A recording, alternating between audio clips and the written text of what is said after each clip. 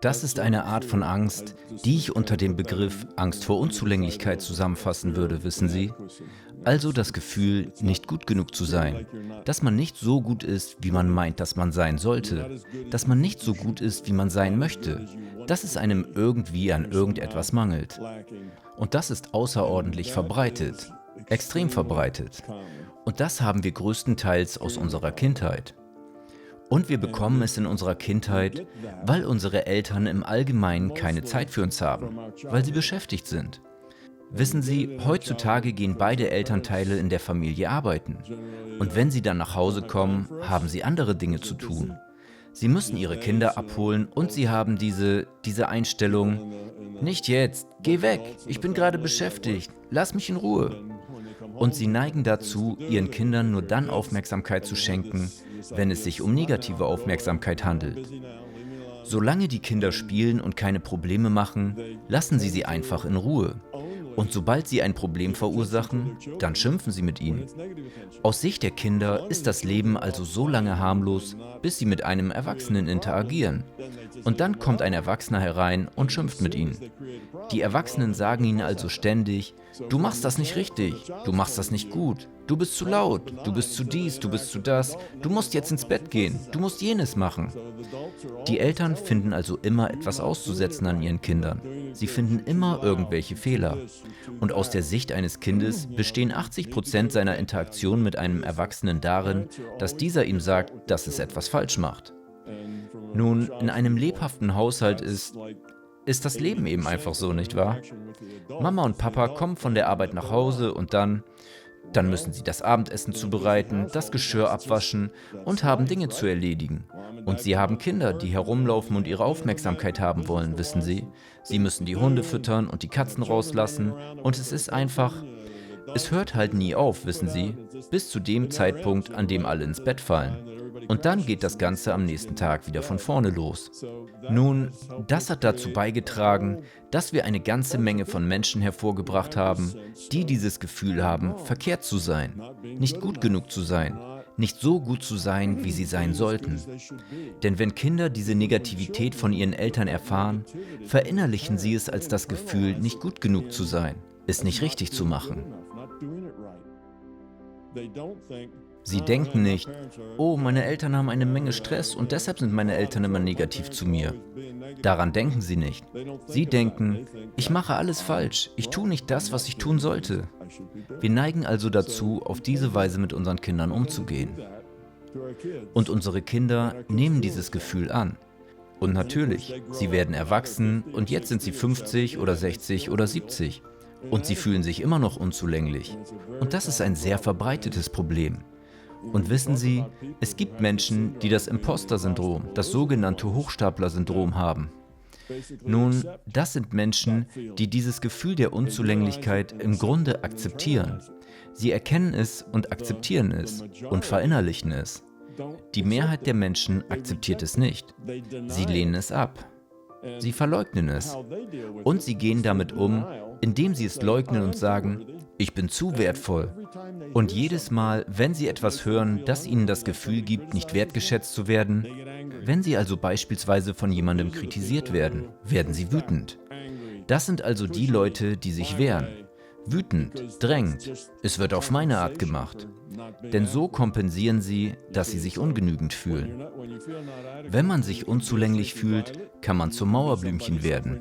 Jemand, der unter seiner Unzulänglichkeit leidet. Oder man kann ein Tyrann werden, der andere herumschubst und fordernd ist und wütend wird. All das läuft letzten Endes auf das Gleiche hinaus. Man hat das Gefühl, nicht so gut zu sein, wie man meint, dass man sein sollte. Dass man in Wirklichkeit nicht viel wert ist. Man ist bloß ein kleines Stückchen nichts. Was können wir also dagegen tun? Erstens, Sie sind bereits mitten in Schritt 1, wenn Sie erkennen, dass dies ein Problem ist, das Sie angehen müssen. Denn wie ich schon sagte, wenn man es leugnet, ist man noch weiter davon entfernt, sich überhaupt damit zu befassen, wissen Sie? Der erste Schritt ist zu erkennen, dass es da ist. Der zweite Schritt ist, zu erkennen, dass es nicht wahr ist. Es ist ihre Meinung. Es ist die Art und Weise, wie sie sich fühlen. Und sie haben dieses Vorurteil sich selbst gegenüber erlernt. Sie haben gelernt, sich so zu fühlen. Aber das basiert nicht auf Tatsachen, auch wenn Sie natürlich vieles als Beweis dafür heranziehen können. Denn wenn Sie sich so fühlen, interpretieren Sie Ihre Realität dementsprechend. Sie interpretieren Ihre Realität. Wenn also jemand sagt, das hättest du besser machen können, dann denken Sie, oh ja, wieder versagt, ich war wieder mal nicht gut genug. Anstatt zu denken, oh okay, danke schön, wie kann ich es besser machen? Hast du irgendwelche Vorschläge? Sehen Sie, das ist eine andere Art, es zu interpretieren. Auf die eine Art, oh, das ist ein Beweis für meine Unzulänglichkeit. Und andersherum gibt es überhaupt keine Unzulänglichkeit. Und man ist offen dafür, Dinge besser zu machen. Sie gehen also durchs Leben und erschaffen genau das, was ihre Angst ist, wovor sie sich fürchten. Sie interpretieren also ständig Dinge als Beweis dafür, dass sie unzulänglich sind, anstatt die Dinge anders zu interpretieren, verstehen Sie? Wenn Sie all das mit Ihrem Intellekt verstanden haben, hilft Ihnen das vielleicht, Ihren Fokus darauf zu richten. Aber es löst das Problem nicht. Denn es ist kein intellektuelles Problem. Es ist ein Problem auf der Seinsebene.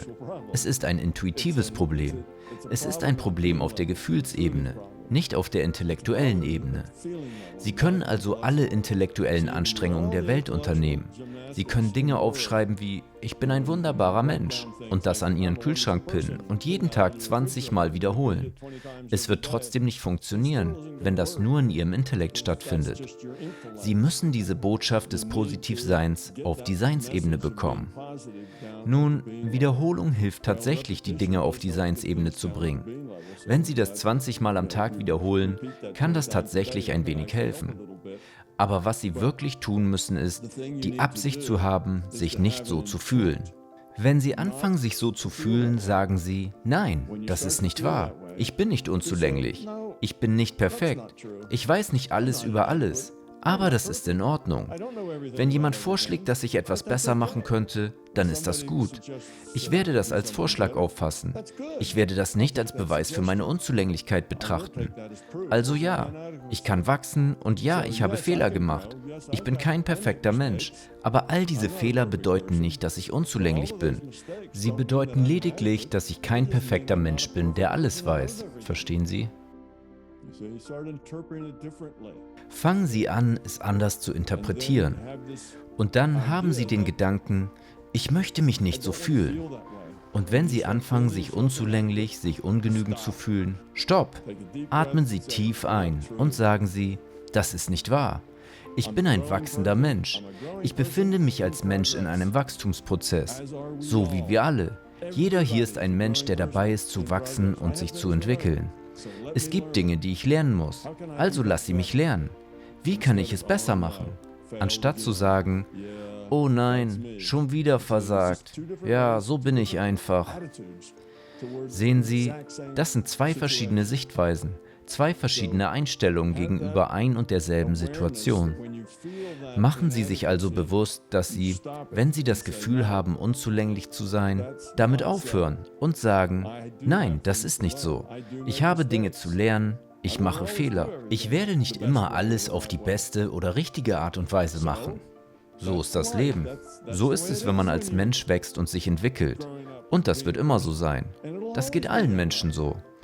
Es gibt niemanden, der perfekt ist und alles immer richtig macht. Das ist nicht die Art, wie wir lernen. Wir lernen, indem wir Fehler machen. Deshalb begrüßen wir es, wenn uns jemand sagt, das hättest du besser machen können.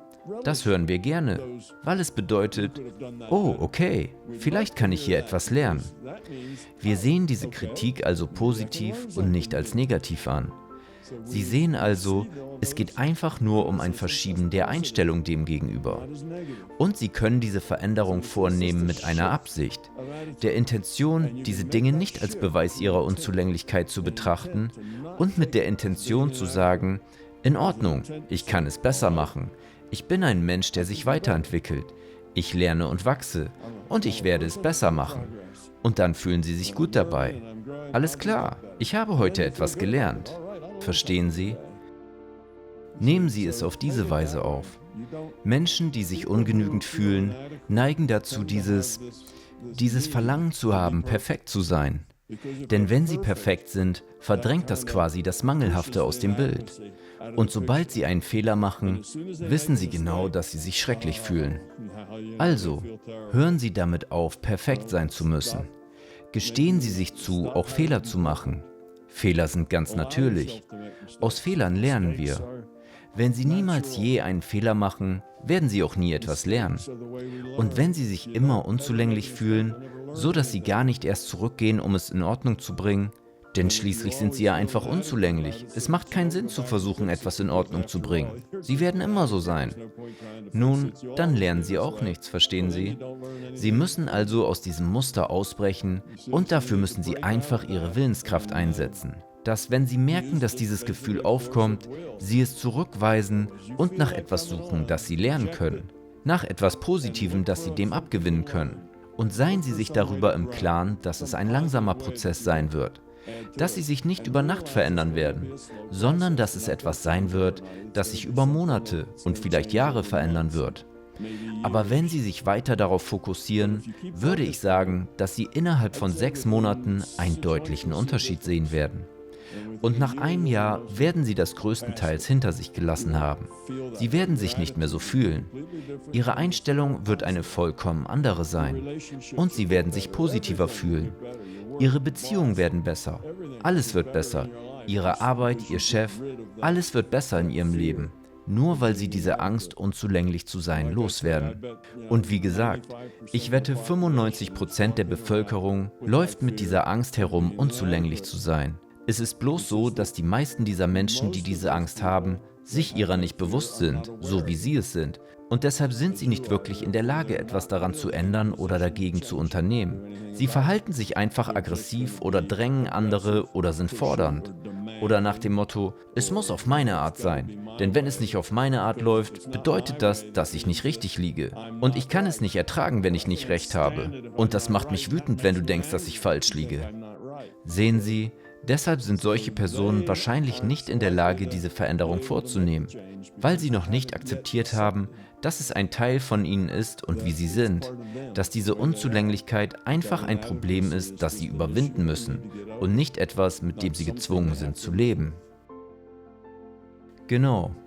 Nun, ich habe mir deshalb etwas mehr Zeit genommen, weil das Thema so weit verbreitet ist in der Bevölkerung, dass ein Großteil der Menschen sich etwas aus dieser Diskussion ziehen kann.